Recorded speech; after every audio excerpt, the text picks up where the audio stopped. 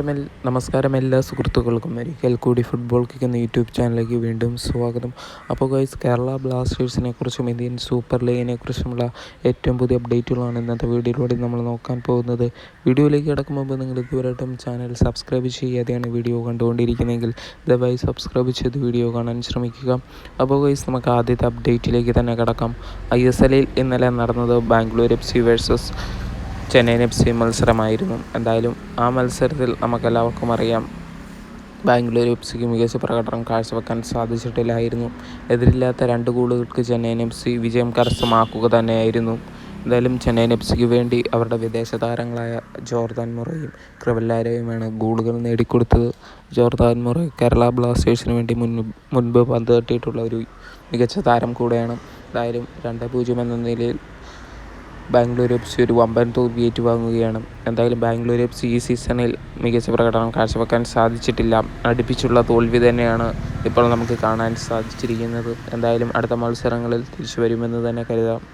അപ്പോൾ ഗൈസ്, അടുത്തതായിട്ട് പറയാൻ പോകുന്നത് ഇന്നത്തെ മത്സരത്തിനെ കുറിച്ച് തന്നെയാണ്. ISLൽ നിന്ന് കേരള ബ്ലാസ്റ്റേഴ്സ് നേരിടാൻ പോകുന്നത് പഞ്ചാബ് FCക്കെതിരെയാണ്. നമുക്കറിയാം, പഞ്ചാബ് FC പുതിയതായിട്ട് വന്ന ടീമാണ്. അതുകൊണ്ട് തന്നെ മികച്ച പ്രകടനമൊന്നും ISLൽ കാഴ്ചവെക്കാൻ സാധിച്ചിട്ടില്ല പഞ്ചാബ് FCക്ക്. അതുകൊണ്ട് തന്നെ ബ്ലാസ്റ്റേഴ്സിന് ഇന്നൊരു വിജയം അനിവാര്യം തന്നെയാണ്.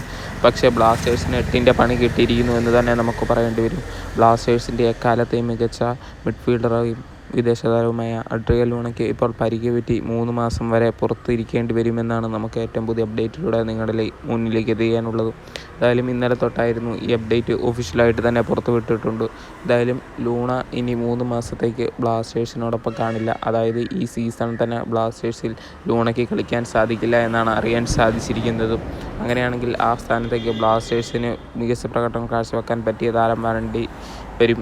അപ്പോൾ ഗൈസ്, ഇന്നലെ കേരള പ്രീമിയർ ലീഗിൽ കേരള ബ്ലാസ്റ്റേഴ്സ് 8 ഗോളിന് വിജയം കരസ്ഥമാക്കിയിട്ടുണ്ടായിരുന്നു.